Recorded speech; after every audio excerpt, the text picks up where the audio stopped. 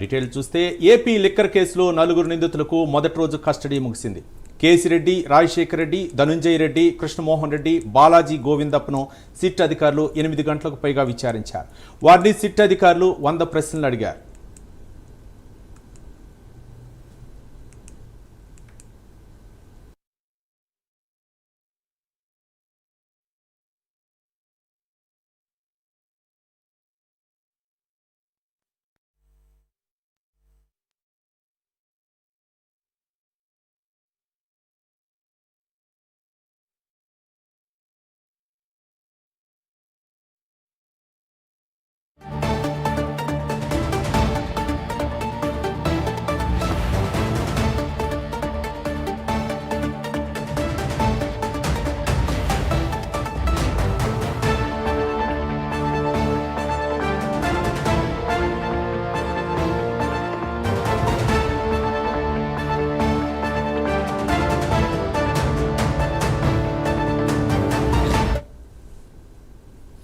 AP liquor కేసులో 4 నిందితులకు మొదటి రోజు కస్టడీ ముగిసింది. కేసిరెడ్డి, రాజశేఖర్ రెడ్డి, ధనుంజయ రెడ్డి, కృష్ణమోహన్ రెడ్డి, బాలాజీ గోవిందప్పను సిట్ అధికారులు 8 గంటలకు పైగా విచారించారు.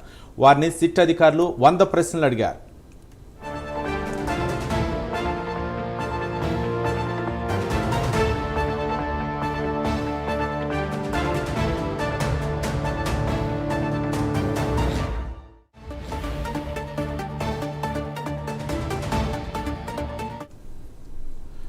ఏపీ లిక్కర్ కేసులో 4 నిందితులకు మొదటి రోజు కస్టడీ ముగిసింది. కేసిరెడ్డి, రాజశేఖర్ రెడ్డి, ధనుంజయ రెడ్డి, కృష్ణమోహన్ రెడ్డి, బాలాజీ గోవిందప్పను సిట్ అధికారులు 8 గంటలకు పైగా విచారించారు. వారిని సిట్ అధికారులు 100 ప్రశ్నలకు పైగా సంధించారు.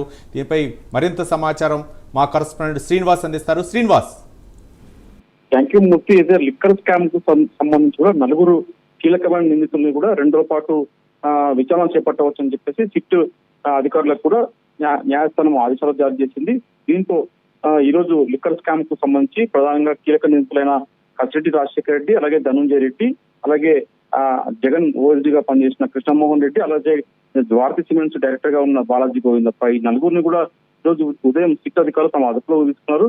సబ్ జైలు నుంచి వాళ్ళు వైద్యశాలకు తీసుకెళ్లి, ప్రభుత్వ వైద్యశాలకు తీసుకెళ్లి అక్కడ వాళ్ళకు వైద్య చికిత్సలు అందించారు. తర్వాత కూడా వాళ్ళు 4 కూడా సిట్ కార్యాలయానికి తరలించారు. అయితే సిట్ కార్యాలయంలో SIT chief Vijayawada CP Rajasekhar Babu ఆధ్వర్యంలో కూడా సిట్ బృందం సభ్యులు కూడా 4 కూడా ప్రత్యేకంగా పలు అంశాలపై కూడా ప్రశ్నలు అడిగారు. అలాగే ప్రధానంగా చూసుకుంటే అయితే 3,500 కోట్ల స్కామ్ జరిగిందని చెప్పేసి, లిక్కర్ స్కామ్ జరిగిందని చెప్తున్నారు.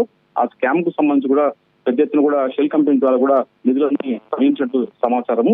అయితే ఈ షెల్ కంపెనీ ద్వారా కూడా ఎలాంటి కంపెనీలకు వెళ్ళారు, దొంగ కంపెనీలన్నీ ఎక్కడ ఉన్నాయి, ఎక్కడ ఎవరు పెట్టారు, ఎవరు పెడుతున్నాయి, అంతిమంగా ఆ డబ్బులు నిధులు ఎవరికి చేరాయి అనే యాంగిల్లో కూడా మొత్తం వాళ్ళు ప్రశ్నలు అడిగినట్టు కూడా సమాచారం. 4 కూడా దాదాపు 8 గంటల పాటు కూడా సిట్ అధికారులు విచారణ చేపట్టారు. దాదాపు 100కు పైగా ప్రశ్నలు సంధించారు. ఆ ప్రశ్నల ద్వారా కూడా వాళ్ళకు వివిధ సమాచారం రాబట్టే ప్రయత్నం చేశారు. అయితే ఈ రోజు దాదాపు 8 గంటల పాటు సిట్ చీఫ్ రాజశేఖర్ బాబు ఆధ్వర్యంలో కూడా ఈ విచారణ కొనసాగింది, ఇంటరాగేషన్ కొనసాగింది. అయితే 2 రోజుల పాటు ఇచ్చే ఇంటరాగేషన్ కి కోర్టు అనుమతి ఇచ్చింది. దీంతో తిరిగి ఇప్పటికీ వాళ్ళకి సబ్జెక్టులకు తరలించారు. అయితే రేపు తిరిగి వాళ్ళని మళ్ళీ అదుపులో తీసుకొని రేపు కూడా విచారించే అవకాశం ఉంటుంది సిట్ అధికారులు. ఇది తాజా పరిస్థితి. Right, thank you Srinivas.